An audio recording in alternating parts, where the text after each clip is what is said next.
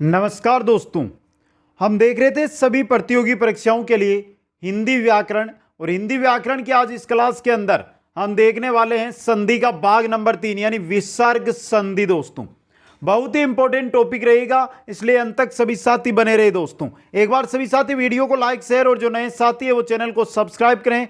जो साथी संपूर्ण हिंदी व्याकरण की तैयारी करना चाहते हैं या ये जो नोट्स है वो प्राप्त करना चाहते हैं वो कुचामन ऑनलाइन क्लासेज ऐप से प्राप्त कर सकते हैं। दोस्तों चलते हैं दोस्तों, आज रहेगी विसर्ग संधि और देखेंगे कैसे हम विसर्ग संधि से रिलेटेड जो क्वेश्चन होते हैं उनको हल कर सकते हैं। लगभग 6 ट्रिक है वो इस वीडियो के अंदर मैं बताने वाला हूं जो आपके बहुत ही काम में आने वाली है। सबसे पहले हम बात करते हैं कि विसर्ग संधि कहते हैं किसे, फिर जो नियम है उनके बारे में अध्ययन करेंगे। विसर्ग संधि देखिए, ये विसर्ग के बाद व्यंजन का या विसर्ग के बाद स्वर का अगर मेल होता है तो वहां पर जो विकार उत्पन्न होता है वो कौन सी संधि के अंतर्गत आता है, वो आता है विसर्ग संधि के अंदर। कहने का मतलब विसर्ग का किसी स्वर या व्यंजन से मेल होने पर विसर्ग में जो विकार जो परिवर्तन होता है उसे विसर्ग कहते हैं। जो आपका विसर्ग है इसके आगे व्यंजन भी आ सकता है, इसके आगे स्वर भी आ सकता है। अगर इनके कारण जो आपका विसर्ग है इसके अंदर क्या हो, विकार उत्पन्न हो, तो इसको हम क्या कहेंगे, विसर्ग संधि के नाम से जानेंगे। दोस्तों अब चलिए नियमों के अनुसार पहला नियम आपकी स्क्रीन पे आ रहा है। दोस्तों क्या कह रहा है पहला नियम, विसर्ग को ओ में परिवर्तन हो जाना। विसर्ग का किसमें, ओ के अंदर परिवर्तन हो जाना। उत्व संधि संस्कृत पढ़ते हैं तो संस्कृत के अंदर वहां पर, और जो साथी संस्कृत की व्याकरण ट्रिक के साथ बिल्कुल 100% ट्रिक के साथ संस्कृत व्याकरण मिल जाएगी, पूरी की पूरी प्लेलिस्ट बनी हुई है, जाकर एक एक वीडियो आप अटेंड कर सकते हैं। दोस्तों तो देखिए यहां पे विसर्ग को, जो विसर्ग है उसका ओ में कैसे परिवर्तन होगा। यहां पर देखिए आपके सामने है कि ए के बाद में विसर्ग होना चाहिए, ए और ए के बाद में क्या होना चाहिए, विसर्ग। कोई भी यहां पे वर्ण मिले, कोई भी आपको शब्द मिले, उसका जो अंतिम वर्ण है वो ए होना चाहिए और उसके बाद विसर्ग हो। फिर इसका जो मेल है वो किससे हो, ए से, तीसरे चौथे पांचवें वर्ण से, ये रे ले व है, इनसे क्या हो, इनसे अगर मेल होता हो। अब देखिए यहां पे ये क्या आपके गोस वर्ण है, क्या है, गोस वर्ण है मित्रों ये। तो यहां पर देखिए आप, अगर एक के बाद में विसर्ग है और फिर दूसरे जो शब्द है उसके प्रारंभ में ए आ रहा है, तीसरा चौथा पांचवा वर्ण आ रहा है, ये रे ले व है, अगर ये आ रहे हैं, ऐसी स्थिति में जो विसर्ग है वो किस में बदल जाएगा, ओ में बदल जाएगा। दूसरी स्थिति में अगर एक के बाद विसर्ग है और विसर्ग के बाद में ए आ रहा है तो एक का यहां पर क्या हो जाता है, एक का यहां पर लोप हो जाता है। यह सिर्फ ए आने के ऊपर ही क्या होगा, लागू होगा। दोस्तों जैसे यहां पर उदाहरण देखिए आप एक बार, अधः प्लस भूमि, यहां पर मैं लिख देता हूं अधः प्लस भूमि। अब देखिए ध्यान से, यह क्या आपका द के अंदर क्या है, एम के बाद में क्या आ रहा है, विसर्ग आ रहा है, और बाद में आ रहा है ब चौथा वर्ण होता है ना, तो ए के बाद विसर्ग और विसर्ग के बाद में चौथा वर्ण। कहने का मतलब आपका जो विसर्ग है ये किस में परिवर्तित होगा, ओ में होगा। अब देखिए ये आपका ए बचा क्या यहां पे द, तो ये द के साथ अगर हम ओ को लगा दें तो अधो बचा है भूमि, अधो भूमि, ये बन गया मित्रों, ये संधि है।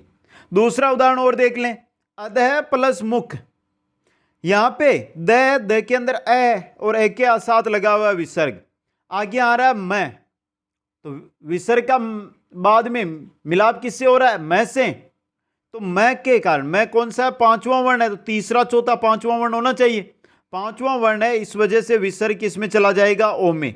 और देखिए अधोमुख, यह है पहला नियम। अब इसके अंदर कुछ उपनियम है दोस्तों, वो देख लें, यह भी इंपॉर्टेंट आपके लिए रह सकता है।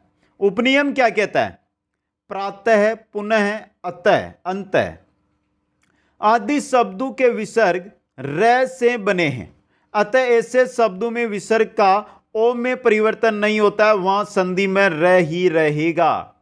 अगर आपको देखने को मिल जाए अतः, प्लस गत है। ये पहला उदाहरण देखिए आप। अब यहां पर क्या कहा गया है? अंतः प्लस गत है। यहां पर कहा गया कि प्रातः, पुनः और अंतः, ये जो शब्द यहां पर विसर्ग है वो रे से बना हुआ है। ये जो विसर्ग लगा हुआ है ना, ये किससे बना हुआ है? रे से बना हुआ है। तो यहां पर नियम तो आपका जो हमने पहला देखा है, जो उत्तम संधि संस्करण पढ़े, वो नियम काम कर रहा है, लेकिन यहां पर विसर्ग परिवर्तन किसमें होगा? रे में होगा, अंतर्गत है। इसी प्रकार अंतः प्लस दान, यहां पर अंतर्दान। अब बहुत सारे साथी अंतर्ध्यान को इस प्रकार लिखते हैं, जबकि यह हिंदी की दृष्टि से क्या है? गलत होता है दोस्तों। इस प्रकार ना लिखे, अंतर्धान इस प्रकार से लिखा जाता है, यह सही है। आपकी वर्तनी से संबंधित जो क्वेश्चन आते हैं शब्द शुद्धि वाले, वहां पर ध्यान रखें, ये इंपॉर्टेंट है आपके लिए। यह था पहला नियम। अब चलिए दूसरे नियम में। दूसरा नियम क्या कह रहा है आपका? विसर्ग का रे में परिवर्तन, जिसको हम रुत्व संधि के नाम से संस्कृत में जानते हैं। जो विसर्ग है उसका रे के अंदर कहां पर होगा? देखिए, ए और आ से कोई भी भिन्न स्वर आए, ए और आ नहीं आना चाहिए, चाहे ई आए, चाहे ऊ आए, चाहे री आए, कुछ भी आए, लेकिन ए आ है ये नहीं आने चाहिए। उसके बाद स्वर आ सकता है, तीसरा, चौथा, पांचवा, ये रह ले वह। कहने का मतलब स्वर और स्वर के साथ गोस्वर्ण, ये अगर बाद में आते हैं तो आपका विसर्ग है वो किस में बदल जाएगा? रे के अंदर बदल जाएगा। जैसे यहां पे देखिए उदाहरण नंबर 4 क्या दिया गया है? श्री प्लस ईस। यहां पर देखिए ये मात्रा जो लगी हुई है श्री के, ई की मात्रा है, ई के साथ है विसर्ग और बाद में क्या आ रहा है? ई, यानी कि ई है, ए आ से भिन्न है, विसर्ग लगा हुआ है, बाद में क्या आ रहा है? ई, यानी कि स्वर आ रहा है। तो क्या होगा यहां पे? बताइए मित्रों, जो आपका विसर्ग है ये किस में बदलेगा? री में। किस में बदलेगा? री के अंदर, और श्रीस बन जाता है। क्या बन जाएगा? देखिए ये विसर्ग आपका री लगा दिया मैंने, साथ में जोड़ दिया, एक बार देखिए, ये रे में बदल गया, ये ई की मात्रा इसमें लगेगी तो ये बन गया री, से बच्चा क्या? श्री, जो पहले वाला ये लगा दो, श्रीस बन गया। इसी प्रकार अन्य उदाहरण देख लेते हैं। आयु विज्ञान, उ के बाद विसर्ग और बाद में आ रहा है वह, ये देखिए वह रहा आपका। तो क्या होगा? विसर्ग है वो किस में चला जाएगा? रे में चला जाएगा। और आयुर्विज्ञान। दुह प्लस दशा, ये इंपॉर्टेंट उदाहरण है। यहां पे देखिए दू, उ के बाद में विसर्ग है और बाद में क्या आ रहा है? प्लस के बाद में द कौन सा वर्ण? तीसरा वर्ण है। तो क्या हो जाएगा विसर्ग का? विसर्ग का हो जाएगा रे आपके, दुर्दशा, ऊपर लगा हुआ ना रे।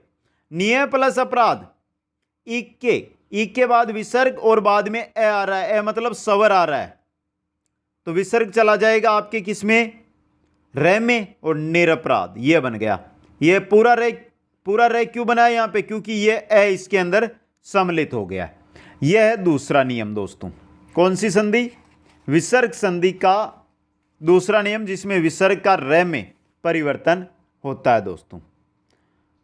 आगे चलिए तीसरा नियम देखते हैं। तीसरा नियम आया है कि विसर्ग का स में परिवर्तन कैसे होगा। विसर्ग है उसका स में परिवर्तन दोस्तों। देखिए, स्वर हो और स्वर के बाद में क्या हो? कोई विसर्ग लगा हुआ हो। स्वर के बाद क्या हो? विसर्ग, और विसर्ग के बाद में अगर च, छ या स से क्या हो रहा हो? मिलाप हो रहा हो, तो ऐसी स्थिति में जो विसर्ग है आपका वो स में बदल जाएगा। जैसे अंतः प्लस चेतना। अब देखिए तय के अंदर ए स्वर है, तो यहां पर देखिए स्वर के बाद में विसर्ग लगा हुआ है, ये देखिए बाद में आ रहा है च, तो जो विसर्ग है वो किस में बदलेगा? स में। ये देखिए यहां पे अंतस चेतना बन गया। क प्लस चित, के अंदर ए स्वर, साथ में विसर्ग, बाद में आ रहा च, तो विसर्ग किस में बदल जाएगा? विसर्ग बदल जाएगा आपके स में कश्चित।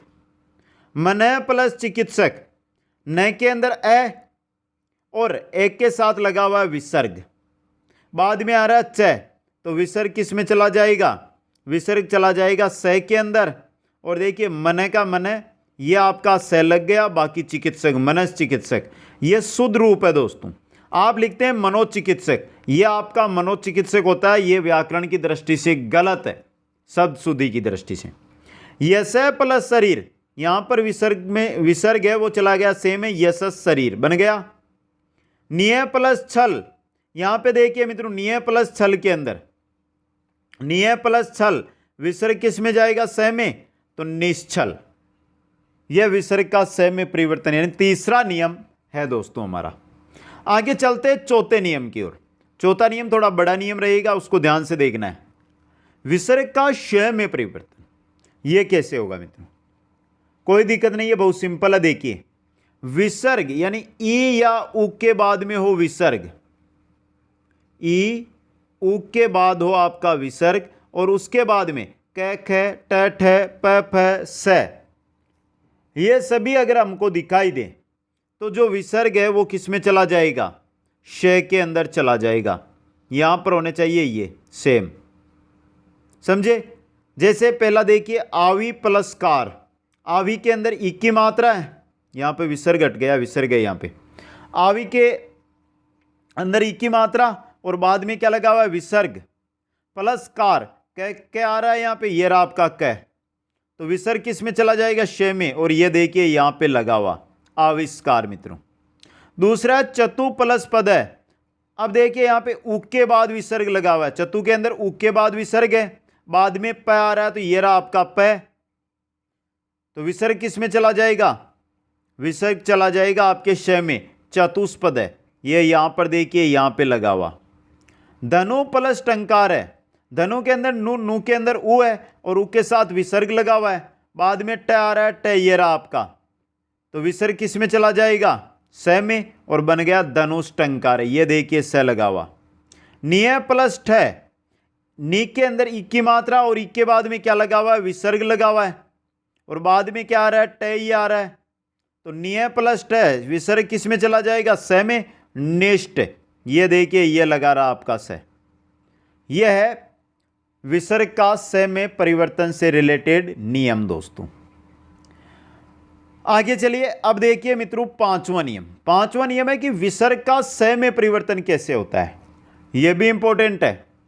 तीनों स, श, श, ये तीनों के तीनों स आपके इंपॉर्टेंट रहेंगे, तो इसको देखिए मित्रों।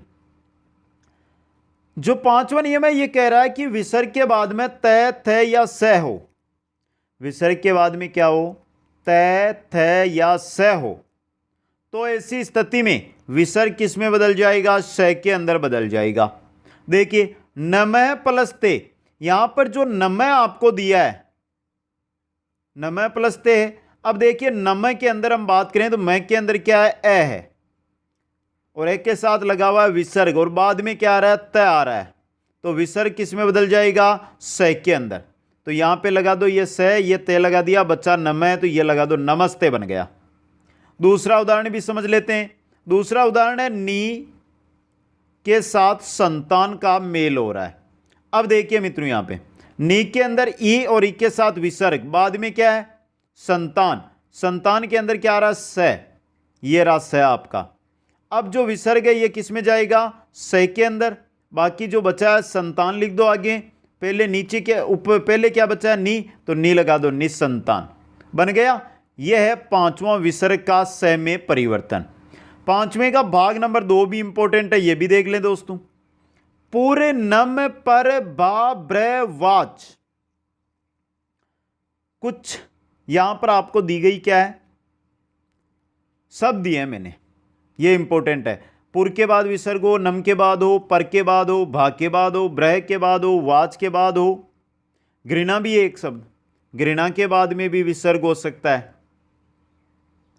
समझे एक बात, इनके बाद क्या हो, विसर्ग हो, और इनका मिलाप क, ख या प, फ से हो, क, ख या प, फ से हो, तो विसर्ग है वो किस में बदल जाएगा, स में बदल जाएगा।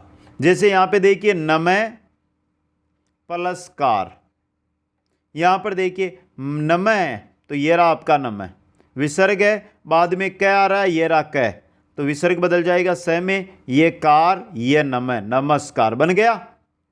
इसी प्रकार दूसरा देखिए, परय प्लस पर। अब देखिए परय, ये परय, ये आपका परय ये रहा, बाद में क्या है पर है, ये रहा प, मिल रहा है, विसर्ग बदलेगा स में, ये देखिए परस्पर बन गया। यह है पांचवा का दूसरा। पांचवें का तीसरा नियम क्या कह रहा, पांचवें नियम का यह है एक के बाद में क या प आए, एक के बाद में क्या हो विसर्ग हो और उसके बाद में क मिल सकता है, प मिल सकता है, यह मिलता है। ऐसी स्थिति के अंदर जो विसर्ग है इसमें कोई परिवर्तन नहीं होता है, कोई परिवर्तन नहीं होता है ऐसी स्थिति में। जैसे प्रातःकाल, यहां पर देखिए तय, तय के अंदर क्या है ए के बाद विसर्ग, बाद में क्या आ रहा है क आ रहा है, तो ऐसी स्थिति में विसर्ग है जैसा ही रहेगा प्रातःकाल। मन न के अंदर क्या आ रहा है ए के बाद विसर्ग, बाद में क्या आ रहा है क, तो मन कामना, आप लिखते हैं मनोकामना, जबकि संधि की दृष्टि से मन कामना सही होगा। आगे देखिए और पये प्लस पान, ये पये, पये के अंदर ये में क्या है ए के साथ विसर्ग है और बाद में क्या आ रहा है प, तो विसर्ग बदल गया आपका, विसर्ग में ही पये पान है। यह है पांचवें नियम का तीसरा नियम। पांचवा नियम 3 भागों में विभक्त था, 3 अलग अलग नियम यहां पर आपके क्या होते हैं कंप्लीट होते हैं दोस्तों। आगे चलिए, नेक्स्ट हमारा जो नियम आता है छठवां, वो है विसर्ग का लोप दोस्तों। यह कब होता है, यह जब होता है जब एक के साथ तो विसर्ग हो और मिलाप विसर्ग का किससे हो, इससे, उससे या एस से, ई उ एस से अगर मिलाप हो तो जो विसर्ग है ना आपका यह हट जाएगा यहां से और जैसा है वैसा का वैसा लिख दिया जाएगा।